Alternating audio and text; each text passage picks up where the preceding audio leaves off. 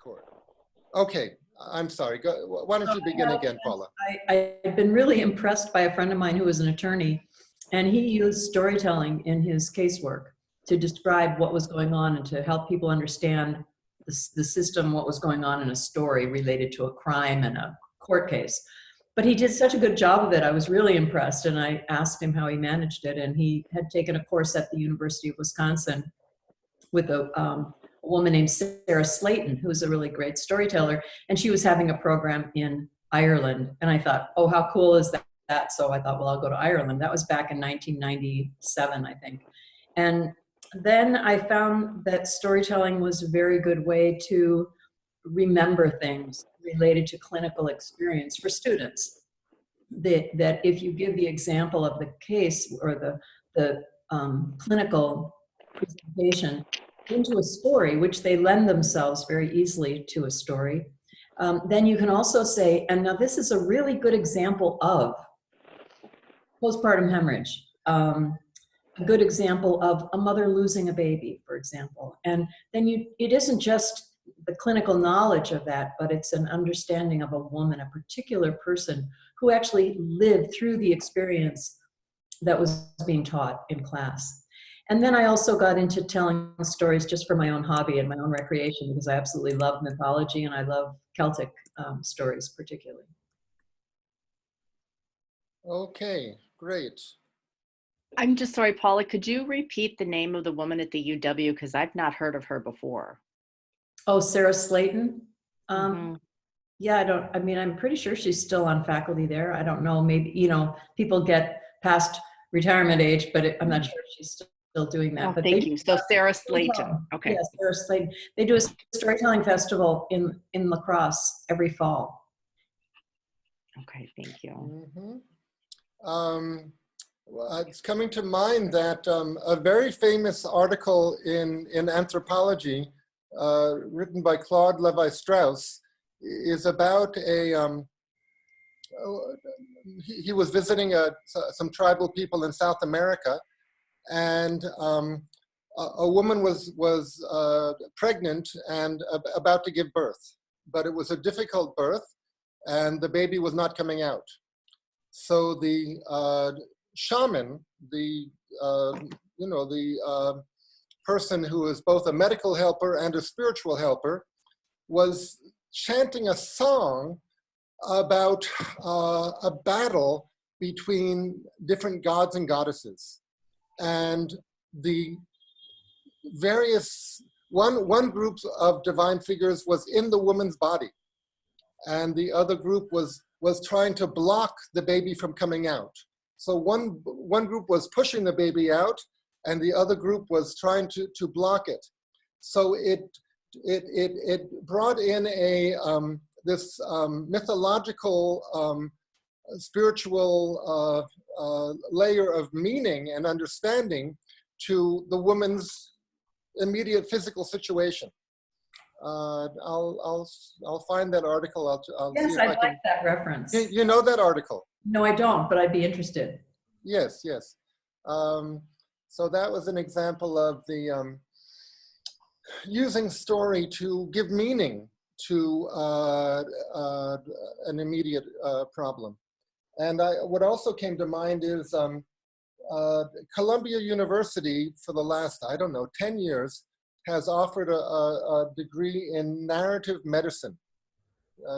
They've made up the term narrative medicine, which by which they mean it's important to listen to the client, listen to the patient, and draw out from the patient her understanding of her condition, how it came on, how she's dealing with it, how how it might be resolved. So it's really training in listening to the patient, and storytelling is a part of it. Okay, wonderful. Next, somebody else introduce yourselves, especially in relation to storytelling and being in the field of facilitating well-being, which is such a general term. Of course, everybody does storytelling and everybody facilitates well-being, but you know what I mean. Go ahead, Radhika. Why don't you tell us a little bit about yourself? My academic background is that I'm a human rights lawyer and activist, but that was 15 years ago. And also a sociologist because I got a double degree, a BA and an LLB. But I never wanted to go into law, but I had to for a bit. And then I also did a diploma, a 6-month diploma in counseling psychology. And then I got into journalism and editing. And also, in the meantime, I used to do a lot of stage theater acting and stuff like that. And also, from the time I was like 6 years old, I used to meditate. So my healing, the thread of the healing work started very young. And then when I went to university, I discovered alternate healing forms like Reiki. And then I continued studying Reiki also, and in between, I mean, with my studies. And then I am a pranic healer now and a Reiki master. Also studied craniosacral therapy in Nepal with a German teacher and visceral osteopathy with a German teacher. Also now, with reference to the storytelling work, I work at a charity in Oman. And there we work on a special program for children's literacy. So that is how I got into storytelling here, because I met a storyteller who is from the Scottish Scottish Storytelling Center in Edinburgh.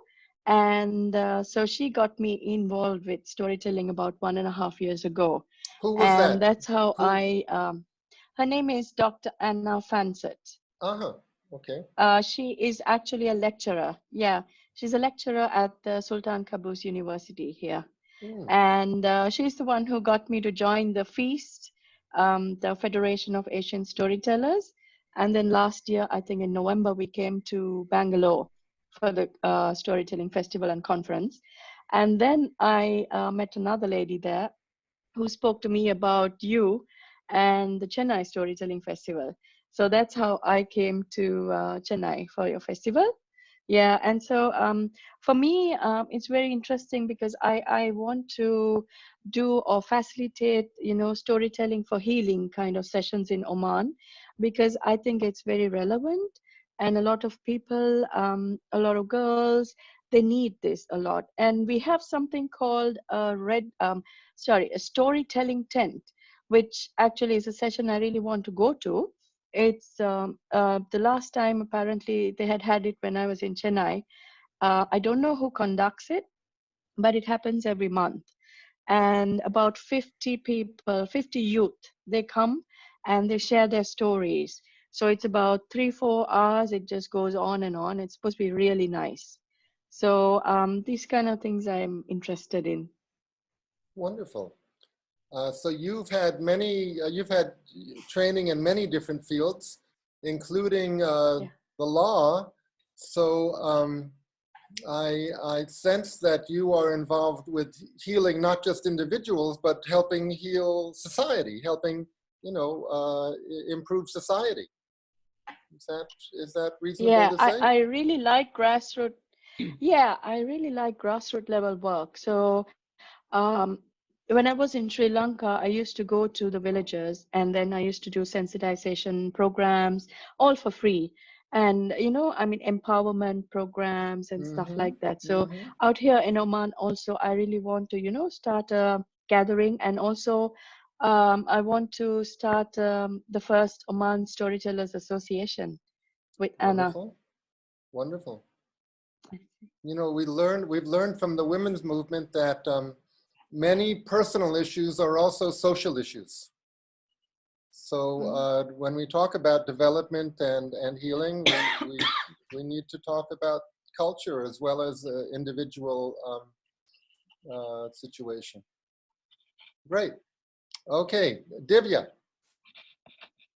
Hi everyone. Well, about me, I completed my graduation. I have done BBM. And then after that, I did fashion designing for a year.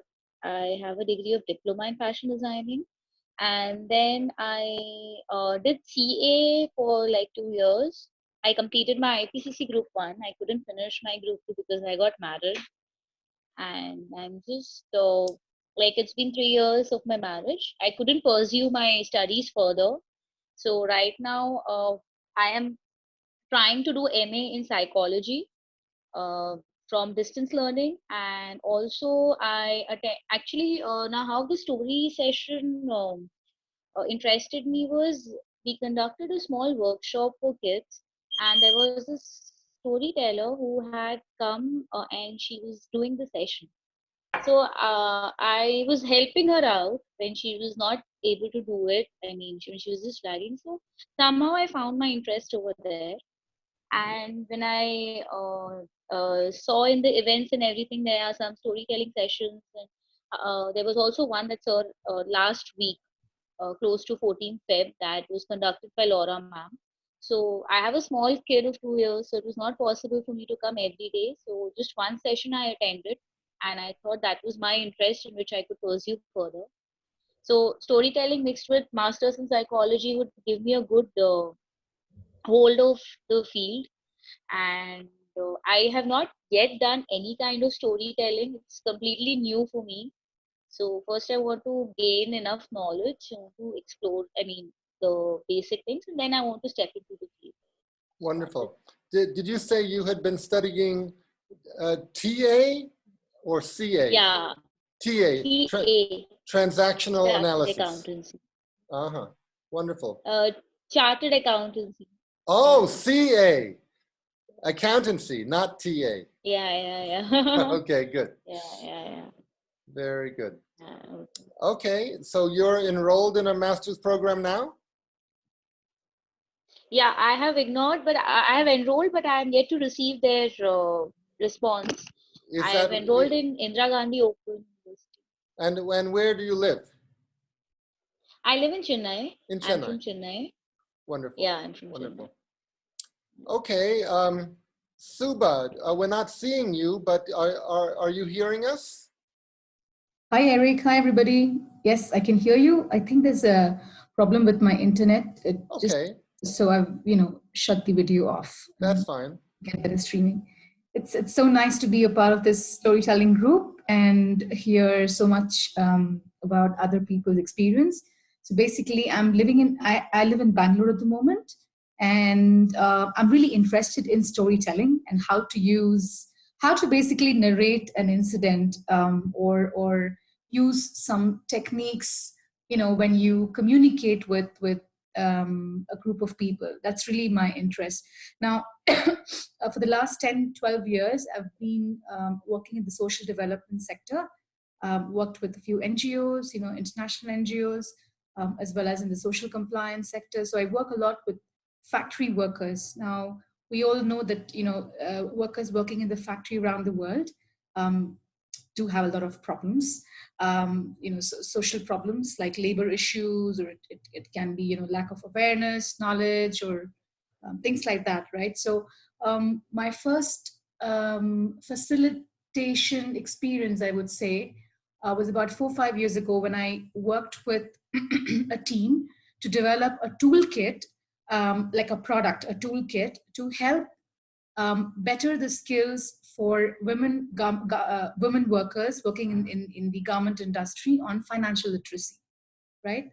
They wanted to know how to save money, save a little bit at the end of the month or at the end of the year to fulfill their personal dreams. Now, we adopted a lot of techniques.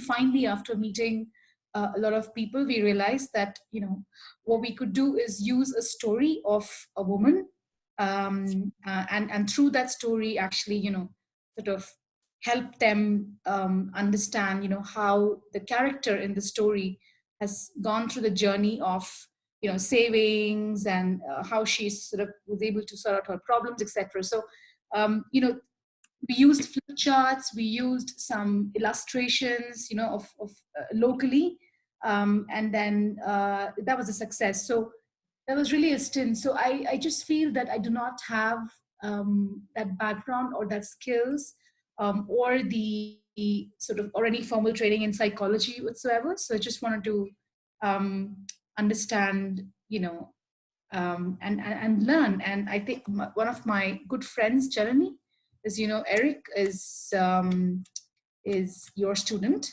and she teaches children. She coaches children. So I just thought this would be a good sort of experience for me to dabble in it. Yeah. Wonderful. So again, on the social side. On the social side, right. And I also want to know, particularly, from other participants here, and also from you, to understand, apart from really gathering these skills, what is the best way, or what is the best course, whether it's a diploma or any formal training in storytelling? I know you mentioned a few. You said, somebody said, I think Divya said MA in psychology would be a good start, or maybe a formal degree for being a life coach or a healer or a facilitator.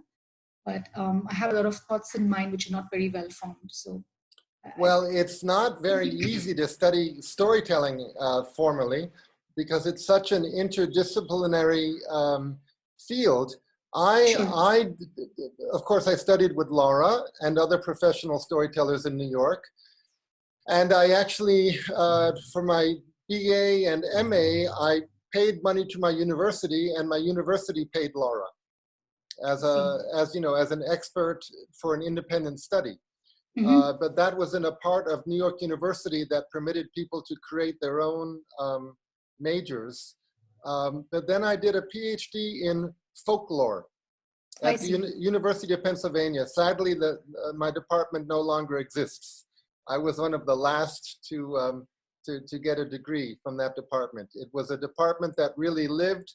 It was born in the 60s, and it only lived for one long generation. But there is a tradition in the academic discipline of folklore of studying, of course, stories, traditional stories, and classifying them into fairy tales, legends, epics, animal fables. But also, my senior professors led a revolution in the 60s and 70s called the performance-centered approach to folklore, where they insisted on paying a lot of attention to the process of communication. Who was telling to who, what time of day, what time of year, all of the aesthetic things, the tone of voice, the facial expressions. So all of the emotional and psychological dynamics that happens when people are talking to each other. That's all part of the field of folklore now.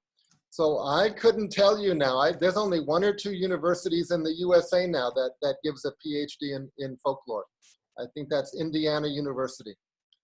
Everything else has really dwindled. I teach a different workshop by video conference, specifically in performance. And in that workshop, I call it, each participant chooses a fairy tale of some sort, an animal fable, an episode from an epic, an episode from their real lives, and people are coached in performance techniques. That is not going to happen too much in here. This course is not about training in performance. It's about using stories and storytelling for this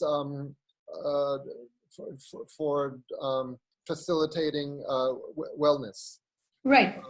When people are telling the story of their lives to each other, it's not really a performance, right? It's just when you're talking to a therapist, it's not a performance. It's you're just talking to somebody. So these are 2 things. But the first thing I did when I became a PhD student at U of Penn 20 years ago is I made a list of colleges and universities around the world where you could study storytelling or get training in storytelling at colleges and universities. And I'll send you the link, but it's very, very much outdated. But it might give you some ideas. But that's, I put a lot of work into finding all over the world where storytelling is taught to some degree Okay. academically. Of course, it can be taught in theater departments, but then also a big part of storytelling is psychology, linguistics, education, history, anthropology. It's a very interdisciplinary field. And, you know, we have developed this term called storytelling studies, not as a discipline, but as an interdisciplinary field. And there may be a handful of universities around the world that have a storytelling studies program. A department is an entity in a university where the professors are hired to teach that academic discipline. Right. That's a department. But a program is an entity that the professors are hired to teach, say, English literature or anthropology, but they also together work with storytelling. So they're based in different departments, but they get together to teach a separate subject. So, okay, finally, Beth, tell us about you. My background is in journalism. I did television news for more than 20 years. So that is the background, and the training and the professional degrees came in that. My husband and I also own a video production company, and we were asked, had done media boot training camps in parts of the world, Israel, Africa, and there was a request from a woman maybe 3 or 4 years ago, but it was to work with women and children coming out of trauma, crisis, and there's actually most of them were coming out of ISIS and going into parts of Syria or northern Iraq. And that was a little intense. And I thought, I cannot go in and just interview them and bring their stories back. I thought that there needed to be something for those women and kids to hold on to, some sort of healing, some way to share their stories, another way for them to connect. And I just felt we weren't really equipped, especially I wasn't, for that. So we just put that on hold, and that started this whole venture into the healing part of writing and storytelling. It led me to the Therapeutic Writing Institute, which is in outside of Denver in Colorado, run by a woman named Dr. Kathleen Adams. So did some work with her and training there to be an expressive writing facilitator, because at least that would also get people writing about what they may be going through. And then hooked up with an organization called TLA, which is Transformative Language Arts, and that is also located in the States. Their base was in Goddard in Vermont, but a lot of amazing people doing work, and that was more of my introduction into storytelling. And there were people, especially one man, and I am missing his name right now, but he runs something called Me, We, Syria. And he specifically works with children in trauma and storytelling. And it was just amazing to hear not only the writing parts of it, but also the verbal communication. And part of that was them telling stories one to another, and also getting them to look ahead, because in trauma, you're so frozen that there's an inability really to dream or to look ahead or to have hope for a future. So that woke all of that up in me, did as much training, also part of a group called the Healing Story Alliance. And that is where and how I got familiar with Laura, and I've had several conversations by phone with her and by email. Now the current work that I am doing is, I still get stuck thinking I need more qualification. I need to know better what I'm talking about. I do trainings just for the state of Wisconsin, and I would like to incorporate storytelling into that. My biggest heart, though, is I'm also teaching kids, and I just want to better be able to connect with them and have them share their stories. And the vet population, specifically a group of men probably in their 70s who fought in Vietnam and have not shared their experiences before, sometimes for the first time. And we're using the vehicle of writing, but the storytelling is inevitably coming up. So those are some of the main populations, and also mental health. At a very large church here in Madison, who felt they were really ill-equipped to handle their population with people coming in with mental health issues. And so we did a pilot program just to have people come in to say how to share your story, how not to overshare, a safe audience. And I would like to kind of take that back, since nobody really is a professional, storyteller, but in those realms. So vets, mental health, kids, and trauma are the passions, but sometimes they just feel not equipped. So I was hoping to learn from all of you. And then Eric, I had gotten emails. I thought, I have to connect with him, having no idea that you were in India. But this is beautiful, because it just gets to expand a whole different cultural realm too, and to get knowing what people are doing around the world. So thank you. Thank you. Well, this is, Paula, can you still hear us? Yeah, I'm just getting a drink of water. Mm-hmm. This is an incredibly sophisticated and brilliant group. I think we're going to get a lot of work done here.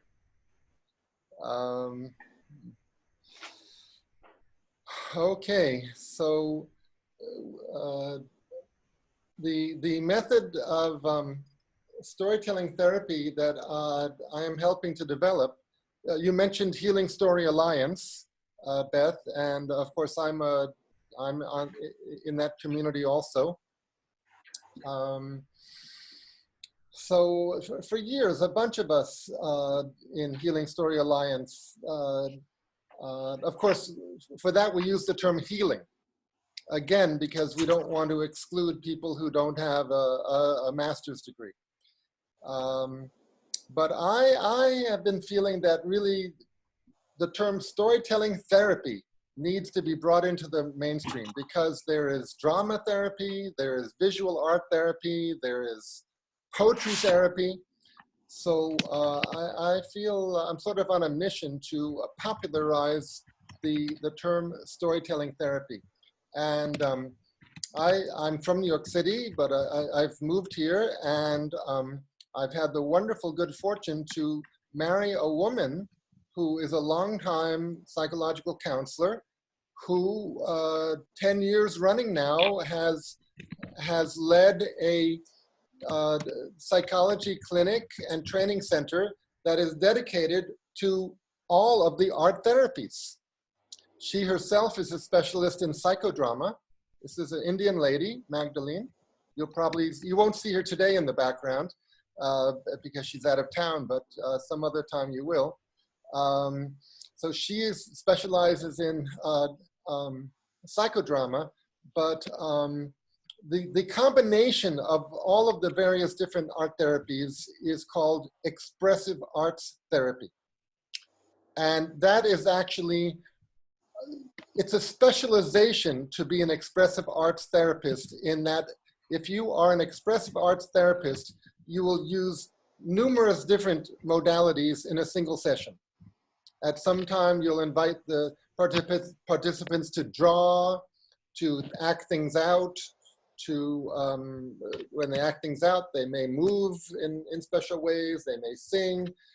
So expressive arts therapy uses the different modalities, and there's a real craft to, at times, inviting people to do quiet internal activity like writing and individual drawing, other times inviting them to do group activity and activity that moves them through the space. So at her center, which we're now in the 10th year of offering a one-year class with a local college, and we're trying to turn it into a master's degree. And in fact, next week, I'll be visiting the USA for the first time in 6 years, and we're gonna visit the leading university in the USA that really has developed expressive arts therapy, and that is Lesley University in Cambridge, Massachusetts. I teach the storytelling therapy component in the expressive arts therapy course. And, to tell you the truth, when you work with storytelling and drama, or storytelling therapy and drama therapy, you also can use all of the different modalities, because storytelling and drama can involve the visual arts, masks, costumes, props, scenery. as well as singing and dancing or movement. But I wanted to mention that I'm on a mission to develop, and eventually a book has to come out entitled Storytelling Therapy, or Towards a Definition of Storytelling Therapy, with different people writing different chapters, explaining what it is, or different versions of it. So, so that's it. Now I'm going to show you the three steps that storytelling therapy, the version that I'm developing, it's based on 3 steps that were used by Carl Jung. Now, Carl Jung, together with Sigmund Freud, the 2 of them are known as the founders of psychoanalysis. You know, they were in their heyday in the late 1800s and the early 1900s. And they finally had a real split. Freud was the senior and Jung was his student, but then Jung split away from him because Freud was very focused on how we are shaped by our early childhood experiences with our parents. And especially if we were not given full love and support, we did not develop in certain ways, and developed neuroses because of the early childhood imperfections in our social environment. Jung acknowledged this, of course, but said mental well-being is about a lot more than this. In addition to the individual unconscious, there's the collective unconscious. And the whole cultural background that we have, and our connection with the cosmos, with the divine, or the you know, you fill in the blank. It's not about whether or not you believe in God, but your connection with the universe. This is also part of mental wellness. So Jung had a much larger canvas that he was working with, and Freud. They became bitter professional opponents to each other, unfortunately. But the field that we're developing, the storytelling studies and storytelling therapy, it's totally begun by Carl Jung. He is the first modern psychologist who really paid attention to symbols in dreams, symbols in myth, and looked at how these things can help us understand ourselves. And when it comes to myth and all, it's not at all about believing or not believing in the myth or the religion. It's about how these figures can be seen as representing aspects of one's personality and aspects of the universe. So now I'm going to show you, I'm going to go back to the screen share and show you the 3 steps that Carl Jung used. Here we go. Yeah. He, I think I'll make it a little bigger. He talked in terms of these 3 things. First, explicate. And, you know, to tell you the truth, I don't know exactly if he used this term because he was writing in Swiss or German, but this is the word that comes through in the translation. That once the client tells her life story and her immediate challenges, the client and the facilitator together explicate. They think about and discuss the outstanding elements in the life story. The major turning points, the major personal issues, the major social issues. It's like thinking about a novel or a movie. You know, it's an analytical process to identify what is outstanding and striking about this story. Then the second step in Jung's method, it comes to us as the term amplify. Compare and contrast elements of one's life story with other stories, including fairy tales, epics, but also movies, historical incidents that you know about, and also what you heard happened to your friend. So from any realm of experience and culture, you look for incidents that are similar to what you're going through, and you collect a whole bunch. And in the words of June Singer, who wrote this very fine book about Jung, this is to help recognize the power of archetypal elements. By the way, archetypal, arch means just very much, like arch enemy, and type just means type. So archetypal element is a very typical, extremely typical, universal story element or story character. So recognize the power of these elements outside and inside oneself, and then put into one's experience a larger perspective, understanding the functioning of these characters and situations within oneself is a way of synchronizing the beating of one's own heart with the rhythm of the cosmos. That's poetry. Okay, so at the very least, you come to understand that you're not the only one who's had this kind of situation, that the culture knows about it, and may even have folk tales, may even have proverbs about the various situations one is going through.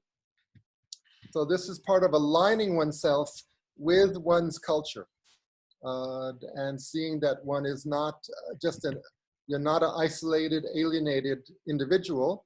You are part of a tradition of struggle to live fully. And then the third step that Jung used, he called active imagination, to speak to and as characters in the above mentioned stories. So for example, he would encourage his clients to speak to clouds, and then answer back as the cloud. I think there's a famous Indian story. Kalidasa wrote a whole poem about speaking to a cloud, and then and probably the cloud also spoke. So this is this thing of speaking to and as characters and personifying objects and elements of nature. It's not new. And it's not unique to Jung. But Jung, as far as I can tell, was one of the first in the field of psychology to say this can be used as a therapeutic method to help people explore and express themselves. Anybody, any comments or questions about these three steps? Explicate is an analytical investigation. Amplify is a kind of gathering process. And active imagination is an imaginative process, and you kind of get into it and start acting things out. Any comments or questions about this? Yes, Eric, Divya. yeah, you said these are the 3 steps which is given by Carl Jung: explicate, amplify, and actively imagine. Mm-hmm. So these steps are for making a story interesting or making the client tell a story. Like, what exactly is This is for starting with the client's life story and using that raw material to help the client explore herself and connect herself with the universe.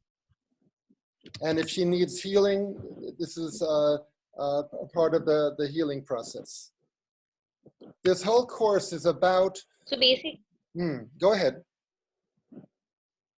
Yeah, so basically these 3 steps are the way to approach a client, right? Like I explain this to clients. So inevitably clients get trained in this method as they also, as they practice the method on them. And in this course, I will be inviting each one of you and also myself to apply the method to ourselves. And then in the last part of the class, you're invited to apply it to somebody else. But this is not yet the full method. This is the background. Now let me show you the storytelling therapy method, which is inspired by Jung. Okay, now this is it. So first, the life story, which Jung doesn't even mention, but it's taken for granted. You know, when people come for counseling or for consultancy, they're coming to tell the story of their life, and also the immediate challenges they might be facing. So that's number one. We listen to the client's, the story of her life, how she puts it, how she frames it, how she sees it, and try to hear, is there a general narrative in here? You know, we had a very famous, wonderful comedian in the USA for many years named Rodney Dangerfield. And all of his stories and his persona was summed up in one sentence. I don't get no respect. You know, my wife does this, my children do this, my dog does this. I don't get respect from any of them. So that is an example of a recurring motif that came up again and again as he would tell his life story. You know, motif is a term that comes from the study of Western music, you know, referring originally to melodic and rhythmic elements that would come up again and again in a symphony. But we in the field of literature have appropriated that term, and we also use it to refer to story elements that come up again and again. So you want to be on the lookout for interesting motifs, especially that recur again and again in a life story. Okay, so number one is life story. Number two, whether you're doing this with a group of clients or just one-on-one with one client, I think it's a good idea to, for the listeners to say, I can relate to some of that. I've been through something like that. That resonates with me. So that's a kind of sharing. You know, there are different styles of facilitators. Some facilitators like to share a little bit about themselves, some don't. But I think it's no good to leave a client high and dry. You know, after a client has spilled her guts about what she's been through, I think it's a good thing to say, you know, not that I know how you feel, because we can never know how anyone feels, but to say that some of that strikes a chord with me. We're all human, and we've had some similar experiences. So number two is that sort of resonation, if you feel it. Now, number three, identify turning points and outstanding elements. This would be explication. Okay? And gather, I call them associative stories. Jung called them amplification stories. Okay? So this is explication. And then this is associative or amplification. I don't like the term amplification because it sounds like you're making it louder. It's not about making yourself louder. It's just about getting connected. Then play with all this material, both your own life experiences and your the memories of your experiences and other stories. Modify them, add to them. If it's a story that happened to you, you can say, this happened to a character. This happened to a young man. In other words, you can project it onto an external character. If it happened to an external character, you can say, this happened to me. So you can externalize your own experience. You can project it onto a character, or you can internalize what happened to other characters. And you can add characters, you can add endings, you can play with it as you like. Then 6 is speaking to and as characters. And when you really get into this and do it well, it's very educational and emotional, because it goes way beyond the rational mind. If you, this sort of role-playing is done in many methods of psychology, including Gestalt, where they talk about the empty chair. And they'll say, okay, pretend your father is sitting in this empty chair, even though he passed away 20 years ago, and tell him something. You know, Father, I'm upset with you that you didn't give me a car, you didn't give me money. And then the leader will say, okay, reverse roles. So then you go sit in your father's chair and you answer as your father, because you have a pretty good sense of what he might say. And in that way, things come up that you were not even aware of what you imagine your father was feeling towards you. So that, of course, this is not limited to just your father or your mother. You can do it with any characters. You can do it, you can talk to your own self as a 10-year-old. You know, one of the archetypal characters that Jung speaks of is the inner child. We all have an inner child, and maybe at least two aspects of that child, or two different children. One is joyous and optimistic, and the other might be injured or feeling that she didn't get as much emotional support and nutrition as she would have liked. So it can be a valuable technique to imagine your inner child, your injured inner child, your suffering inner child, and talk to her and ask her, you know, how do you feel? What's the matter? And then reverse roles, and from her point of view, as you imagine it, answer what is eating at her. And then, you know, the whole fantasy, the whole idea of talk therapy is that by revisiting one's early experiences and feeling the pain of traumas, that one can then release it. One can get over it. So this is a basic idea in psychotherapy. It's called catharsis, it's called abreaction, but basically it's about feeling it and hopefully releasing it. So this can happen. Of course, psychodrama is the field of psychology that is totally built around this activity. And I'll tell you, when Magdalene and other psychodrama trainers and leaders lead a session, people are crying very quickly, crying or shouting or whatever. It gets very emotional. Okay, then 7. Throughout all of this, see if metaphors come to mind. A metaphor is something that stands for something else, or a symbol is something that stands for a set of ideas. And a large part of this course is about a discussion of why should we bother with metaphors? Why should we bother with fantasy? What's the value of these things? And I'll give you many answers, and I hope you'll come up with answers. And then the final step is to help the client compose a healing story for herself.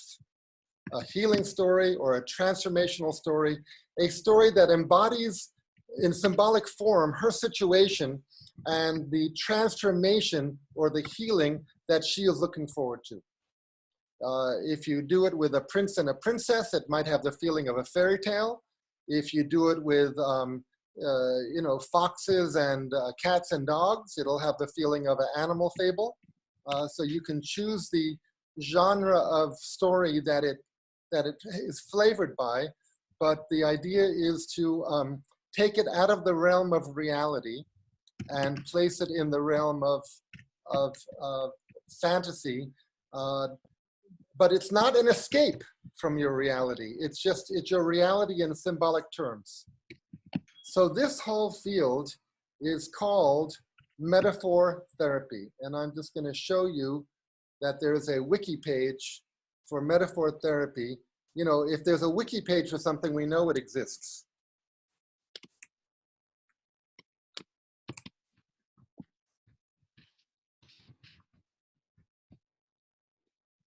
All of the arts, well, art is about metaphor.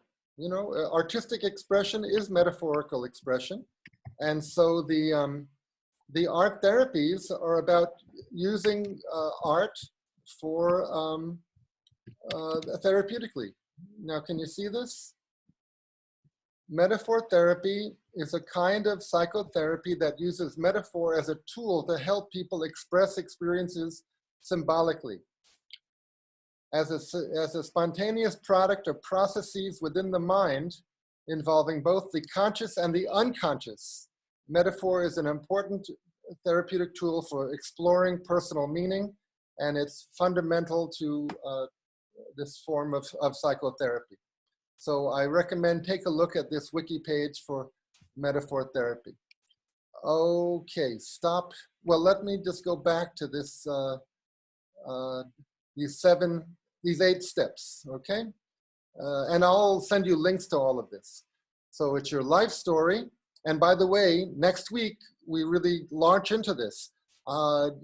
Each one of you and me will be invited to tell a 10-minute version of her life story. We have the option of going into private rooms. You know, Zoom will let us go into if there's 6 people, each pair could go into a private room and tell. But this group is pretty small. It might be best if we just work together as a group.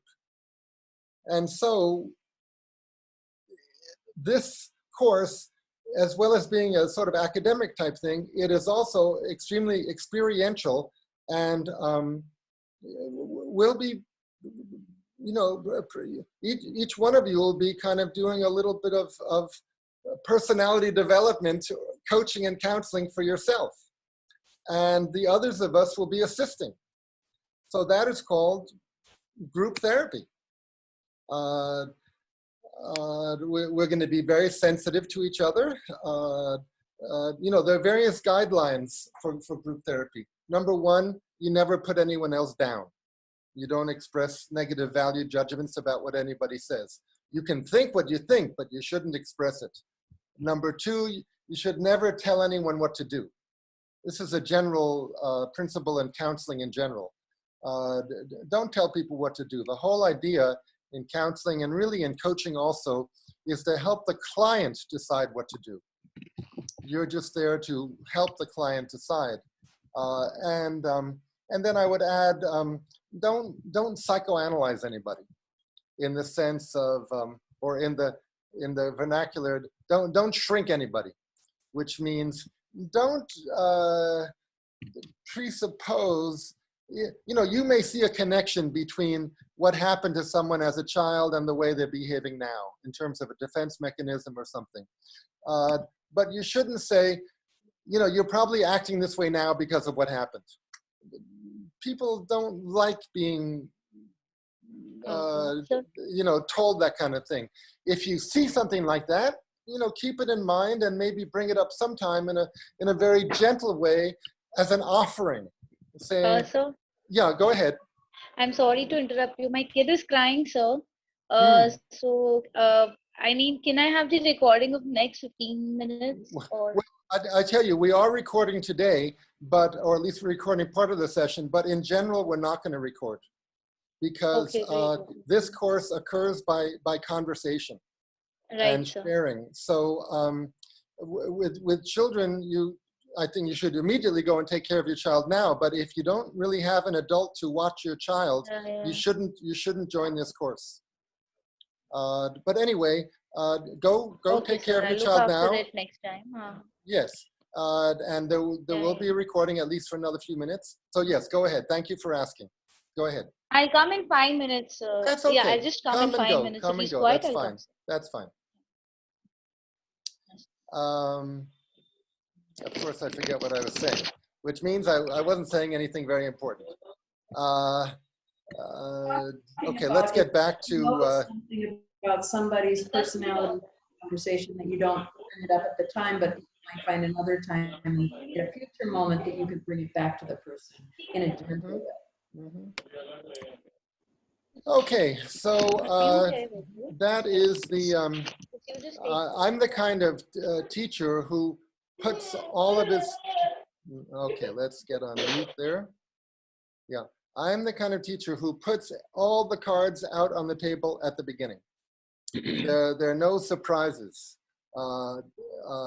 what will happen in this course is that we will delve as deeply as possible into this process by applying it to ourselves, to each other, and to an outside client. You'll be invited to find an outside client who will volunteer to hopefully maybe have 3 sessions with you where you'll listen to her life story and you'll help facilitate her coming up with a transformational story for herself.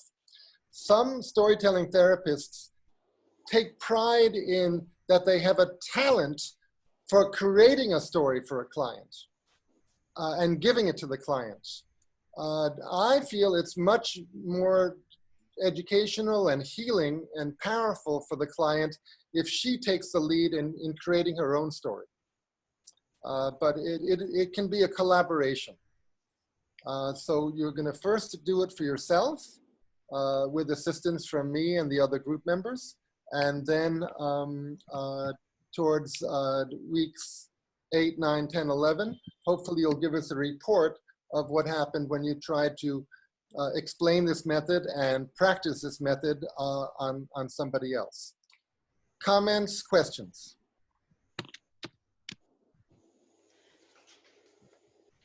Eric, So just really quickly about the notes. I didn't, because I don't have it on full screen because I was typing. So you do have notes? We would have those because I'm just. Of course, of course. I'm sorry. Okay, thank you. Absolutely. I have lots of notes, too many notes. Is active imagination a process that an individual does by themselves, or is that something you do as a group or one-to-one? Well, it can be done either way. In the process of daydreaming, one can talk to one's, injured inner child, and then reverse roles and answer as the inner child. But it might also be helpful if a facilitator participated with you. The facilitator can play a role, as one of the characters. And so it can be done by the person themselves. It can be done with one facilitator, or of course it can be done in a group. Is that a technique that you said Carl Jung used that? I don't know exactly what Carl Jung did. He did a lot of work in mental hospitals in Switzerland with people who are diagnosed as schizophrenic, really psychotic and having hallucinations. So he believed that we don't want to suppress people's hallucinations. We want to use them and channel them and explore them and talk about them. So he was doing it in that context, and he also had a private practice with mostly very wealthy upper-class people in Bern, Switzerland. So I don't know the full details of exactly how he did it, but what he did was very influential, including with Jacob Marino, who went on to invent psychodrama some years later. And there are additional techniques. Once there's a character established, you can have one or more people, or yourself, you can do it. You can sort of stand behind that person, and one person can be the optimistic point of view of that character. One can be the pessimistic point of view of that character. That's called doubling, I think, when you have people speaking what they imagine to be the inner thoughts of a character. We've all seen cartoons where there's an angel here and a devil here. It's like that. So you can have internal debates and conflicts between imagined aspects of a character. Well, so that's, go ahead. I just happened to be reading a book by Robert Johnson, who was a psychotherapist. And this is the story of his life. And it's really interesting because he talks about the active imagination and his experience meeting Carl Jung and being at the Institute. And that's why I was curious about it. He really used the active imagination a lot. He's the one who wrote the the book He, She, and We. Those are 3 different books, He, She, and We. And he looked at the Parsifal myth and the handless maiden, and using mythology a lot in psychotherapy. Or I don't know if he was a therapist. Yes. Just one second. I think I have a book of his right here. Oh, is that right? What is the name of the book that you're reading? It's called Between Earth and Heaven. Did you say Balancing. Did you say Robert Johnson? Robert Yeah. Johnson, right? Yes. Yeah. Here's one of his books. Okay. Called Inner Work. Inner Work. Okay. Using dreams and active imagination for personal growth. There you go. Active imagination. Right. The one that I'm reading is called Balancing Heaven and Earth. And it's amazing. I found it just fascinating. It's very well written, very easy to read, but it's his life story written at the end of, when he was quite old. He's dead now, I guess. So what it develops into is that this process involves kind of taking stock of the different aspects of oneself, the different voices within oneself. And I don't mean real voices. I'm speaking, metaphorically and symbolically. If people really hear voices in themselves and feel those voices are real characters, that's usually considered a form of mental illness. You want to work with clients who just take this on a poetic level. But in any case, you want to get in touch with different aspects of yourself, different personality traits within yourself, which you can personify. My happy self, my depressed self, my ambitious self, my contented self, and personify them and create them as characters and let them, let them talk to each other, let them go on adventures together. Did anyone see the movie Inside Out? The animation movie came out a few years ago. It was a cartoon for kids, but it was a very sophisticated kind of example of this sort of psychodrama work. So you think about the characters, the people who have been important to you in your life, both who are still living and who are not living. But because they have been important to you, they are now characters within you. In effect, they are parts of you. They're parts of your imagination. So you want to become aware of all these parts. And Jung used the term, the goal of this work is individuation, which means becoming an integrated individual. And you can only become integrated if you become aware of the different aspects of yourself, including the shadowy sides, the angry and destructive sides. So it's about integrating the different parts of yourself and also integrating yourself with the universe. That you have to, whatever your belief system is or whatever your approach to death and the cosmos is, cosmos is a word that we can use that it includes both people who believe in God and those who don't.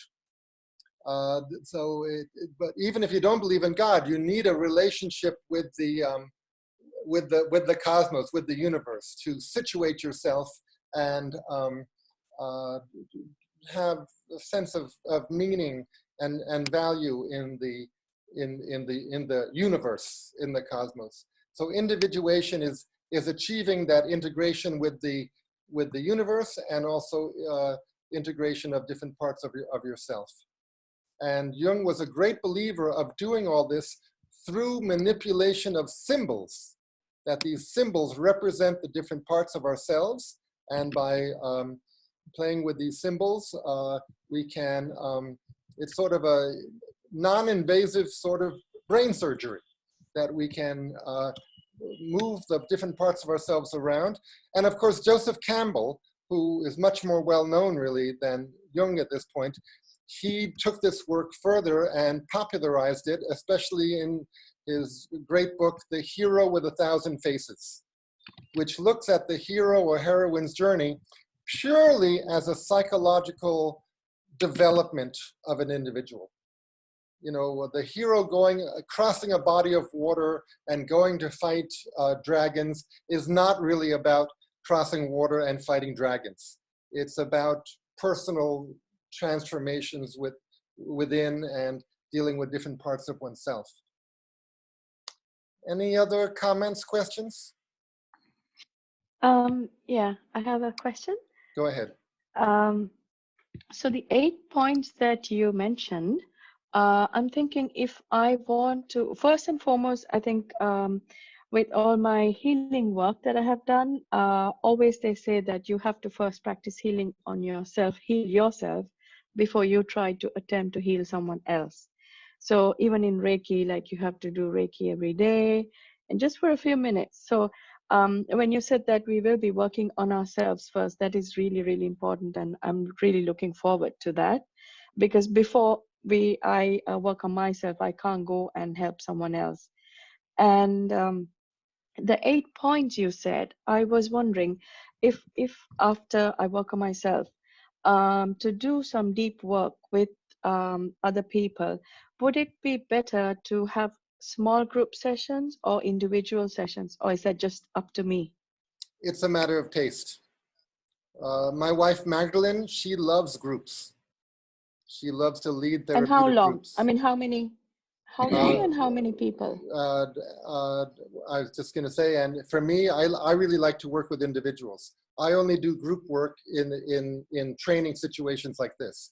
I don't lead therapeutic groups. And also, I like to work with adults. I don't work with children, and I don't really work with teenagers. I like to work with adults. Counseling, you know, there are very few people in the world today who are ready to sign up for a year or two of psychoanalysis. That's really of the past. And of course, insurance doesn't pay for it, usually.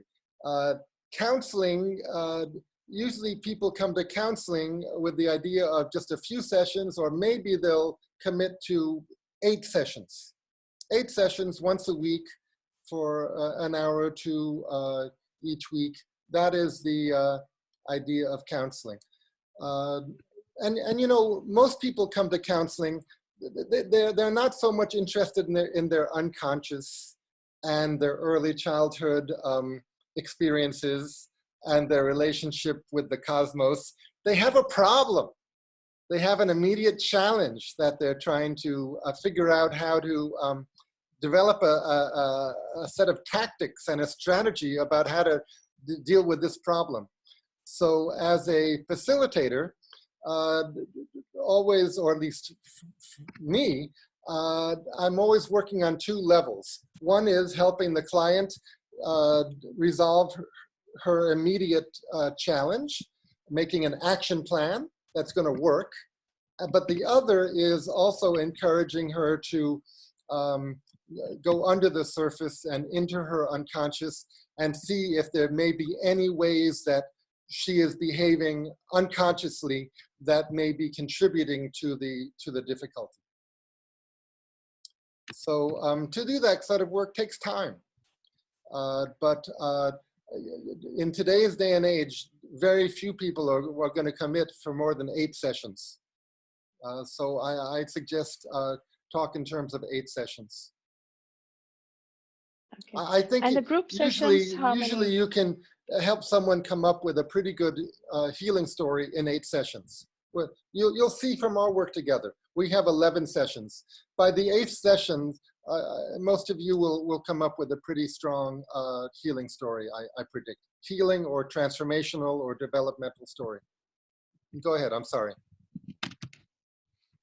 The group sessions that you said your wife conducts, as in how many people in each session and how long, how many sessions, just to get an idea. You mean for group therapy type work? Yeah. I think she likes to keep it to 12 people. She doesn't do storytelling therapy per se. She does psychodrama, and she does general group therapy, talking. I think she likes to limit it to 12. Okay. And how long is each session usually? It may be announced for an hour, but her sessions always go twice the amount of time. She doesn't end it strictly. Okay. But you'll have to come to Chennai to work with her, or you'll have to bring her to Oman because she doesn't work by video conference. Okay. Thank you. She travels a lot now because she's developing an India board of psychodrama to certify psychodramatists in India. So people will no longer have to go to Singapore or Australia or Europe to be trained in psychodrama. She's bringing the trainers here and she's setting up a national board. So she's become a bit of a rock star in the psychodrama world, actually, because she goes to conferences all over the world, and as a third world woman from the Southern Hemisphere, she is especially highly valued because many European and Western people in this field see Asia as a big growth area for this sort of work. And many of them are willing to come here and give trainings at, my wife has started the Indian Institute of Psychodrama, and we have a 2-year course with Tata Institute of Social Sciences, which is based in Mumbai, but the courses are here in Chennai. Trainers come just for airfare and hotel because they get a kick out of working in India. And they want to be part of the establishment of psychodrama in India. Eric, is that true with other realms too in Asia with the story, or is it mostly psychodrama? No, expressive arts therapy, which you see in the 1-year expressive arts therapy course that we have with this other college, there's a 3-day component on storytelling therapy, which I usually teach. Then there's a 3-day of dance movement therapy, 3-day of visual art therapy. It meets for 10 days, 4 times over the year. So trainers come from, from the USA, from Australia, from Europe, and sometimes they get paid. Sometimes they get paid by an international organization. Sometimes they want to volunteer. So in expressive arts therapy, people get training in the individual drama therapy, but also training in how this can fit into the overall expressive arts therapy context.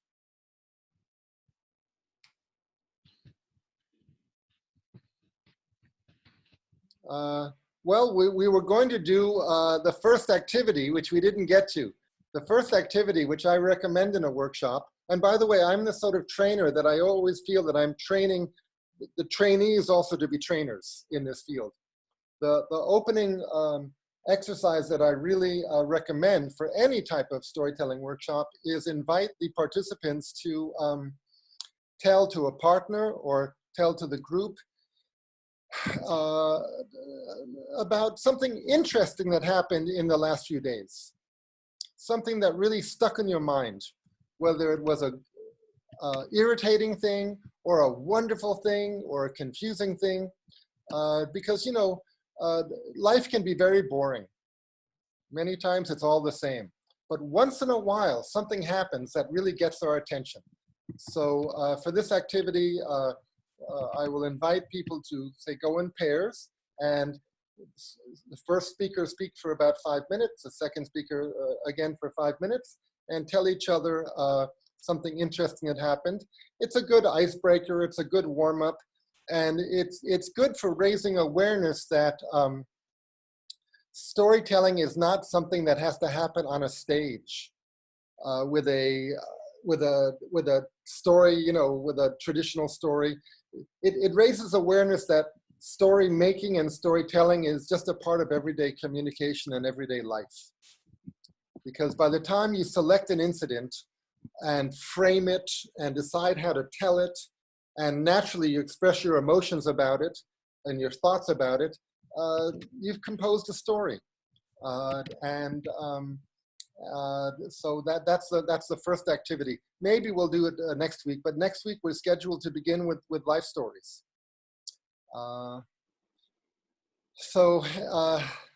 Divya, I think we've lost Divya temporarily to the childcare department, but anyone else? And somebody else left us, I think. Who left us? Sudha. Sudha's back. All right, well, it's 8:30, 8:33, so we should stop in a couple of minutes. I know, Beth, you have to run off to work. What time in the morning is it there? It is 9. It's 9. Any final, okay, so let me stop recording. And again, we recorded for you, Poonam, and I hope you enjoyed this recording. Just a second.